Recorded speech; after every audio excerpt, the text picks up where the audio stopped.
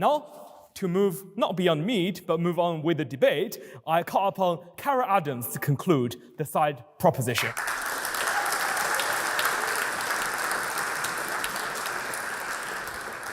I've read the motion, and I believe we should move beyond all meat. So, what we choose to eat has consequences far beyond the circumference of our plates.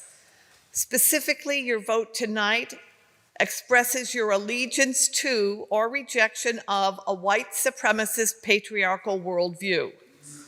Do we vote to further inequality and sustain world-destroying violence? In the sexual politics of meat, I introduced the concept of animals as absent reference. In order to be eaten, animals must disappear as living beings, that is, be killed. They then disappear conceptually, as so many forms in which we eat animals' corpses are massaged by euphemistic language: hamburger, steak, pork, bacon, etc. Even the speaker just before me talked about turkeys. He's talking about dead, butchered turkeys of whom part of their bodies will be eaten. Meat eaters order leg of lamb, not a baby lamb's leg. The animals cannot possess their own body parts. Tonight, think about how the language of our debate has or has not participated in the structure of the absent referent. Who disappears and why? 21st century animal eating requires our complicity in a new colonialism. We know how settler colonialism worked, an erase and replace system that forced indigenous people off the land, replacing them with cattle and white settlers. I recognize today as Indigenous Peoples Day. One of the defining aspects of the colonial legacy is an ongoing white supremacist belief system and an ownership paradigm. When you own the land, you get the title to it. Entitlement and ownership are linked. All the justifications for the taking of land by white colonial authorities included the claim, well, the Indians can't prove they own the land. Hunting exists within this colonial ownership paradigm. It presumes that animals don't have title to their own lives. Once dispossessed of their lives, the hunted animal can become your property. On that point. In a minute. Approximately 90% of Native Americans were killed off by erase and replace settler colonialism. It's the new colonialism that boasts, I'll hunt for myself and be grateful like the Native Americans. As well, like the Native Americans, I thank the animal for their sacrifice. And I wonder, how do you know the animal would have picked you to feed off their corpse? The argument that hunting is ethical presumes that some primeval form of eating exists, unmediated by corrupting influences of society. There's no room in the new colonialism for an indigenous worldview to exist. Instead, it collapses more than 100 Native American nations into one amalgam and attributes a static indigenous worldview that erases those nations that were predominantly vegetarian and lived in urban areas. The new colonialists see nothing wrong with a pick-and-choose approach to indigenous thought that never engages with the survival issues indigenous peoples are facing today. 70% of the population would have to be eliminated for people to try to rely on hunting to survive. Who would live and who dies and who decides? As for domesticated animals, Percy Shelley pointed out just after being expelled from Oxford, the quantity of nutritious vegetable matter consumed in fattening the carcass of an ox would afford 10 times the sustenance if gathered immediately from the bosom of the earth. 200 years after Shelley, as we've heard, 1/3 of the landmass of the world is committed to animal agriculture. Entire ecosystems are disappearing. 80% of deforested acres in the Amazon were cleared for animal-based cattle grazing.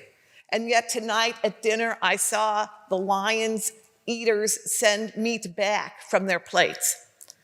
So-called free-range animals contribute more greenhouse gases, while killing them in mobile slaughterhouses requires more water than industrial slaughterhouses and leaves behind an immense amount of waste, requiring an intense amount of chemicals in the process. Your meat may be organic, but your slaughtering isn't. If you eat animals, you take up more climate space, requiring more water, more land, more forest deforestation, contributing more greenhouse gases. This is felt disproportionately by countries in the global south. Their carbon footprint is smaller, but they experience more frequent and intense climate change-caused weather events. These events especially affect girls and young women. Your hamburger comes with a dose of misogyny. The Western world colonized their space without sending a single beef eater. Through colonial power, the diet of beef-loving English people became normative. The food heritage of pre-conquest peoples, like the land itself, was overrun. It was the colonizers, especially the British, who declared that the virility of meat-eating nations explained their success over the supposed feminine and weak rice-eating countries they defeated. Historically, the vast majority of the world lived without animal protein as a central part of their diet. The assumption that the best protein comes from corpses is a racist belief, as it erases and replaces indigenous African, Asian, Mesoamerican cultural food practices. Meat eating is also one of the ways gender-based structures of oppression are perpetuated. Men in the West are taunted to renew their man card by eating meat because that's what real men do. That's the sexual politics of meat, and it reveals how unsettled masculinity really is. Back home, my library card is good for 7 years, but a man card can expire between breakfast and lunch if someone eats a veggie burger. Masculinity, a construct of the gender binary facing constant destabilization, feels always under threat, and eating animals is its protection racket. Question? That's why after 9/11, That's why after 9/11, a focus on men as heroes and on meat eating became part of the reclamation of a wounded masculinity. When a Black man was elected as US president, we saw how white this wounded masculinity was. White supremacists weaponized it, eating meat, eggs, and dairy. Images of milk-drinking white men, of platters groaning with meat, and the baiting of liberal men as so-called soy boys are all part of the neo-Nazi messaging. This is their right, the neo-Nazis say. This is their identity. The new colonization rests on the unstable foundation of white men's insecurities. Look at the way people, men, in the animal industry speak of female animals as willing and ready to be made forcibly pregnant, which female animals are powerless to resist. There'd be no meat eating without the constant forced reproduction by female animals. Yet popular culture is flooded with references to sexy cows, sexy pigs, sexy chickens, sexy fishes, who all just want to have fun.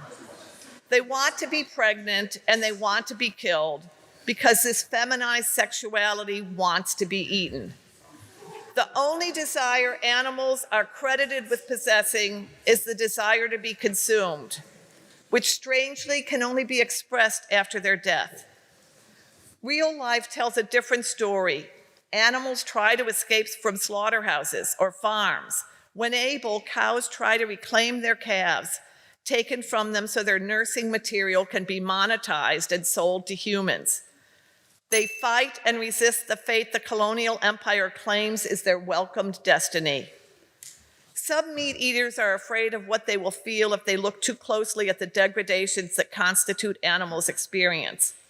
Mention disabling practices or the devastating separation of cows and their babies, and we hear meat eaters exclaim, "Don't tell me." Why are they afraid of the feelings such knowledge produces? They accept a patriarchal construct that views feelings as unruly and untrustworthy, causing chaos. To say you care about animals is considered a sign of weakness in a world still committed to the gender binary that values stereotyped masculine reason over stereotyped feminine feeling and wants order. And yet the reasons we hear are so irrational. If I did not eat animals, they never would be born. Meat eaters, like anti-abortionists, have forgotten that one quality of non-existence is not having awareness about existence. Meat eaters say, why, if we put prisoners to work in slaughterhouses in England, they will be learning a skill. I did not know that killing was a skill generalizable to other jobs. The new colonialist boasts, I only eat meat from locally owned farms, and I know the farmers there love their animals. If killing what one loves is standard practice, I hope they don't start loving me.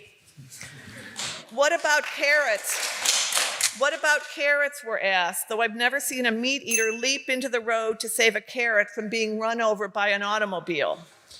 When all else fails, meat eaters assert that animals are not our equals. One would think such an equality would require us to respond more, not less sympathetically. Meat eaters tell me it's so hard to change, and yet I watch them work even harder not to change.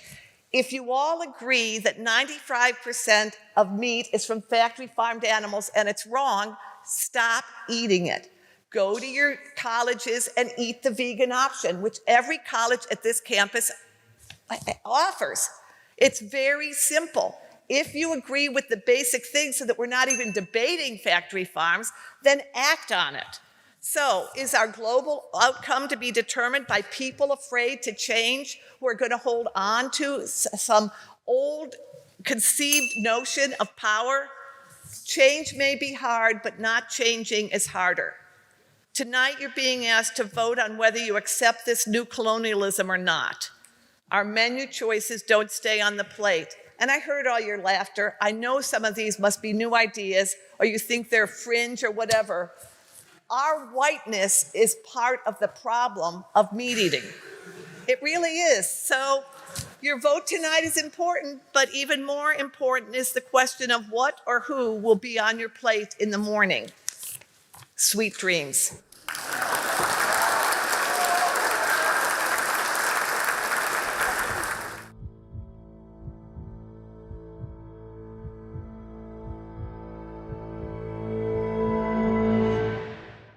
What you just said is one of the most insanely idiotic things I have ever heard. At no point in your rambling, incoherent response were you even close to anything that could be considered a rational thought. Everyone in this room is now dumber for having listened to it.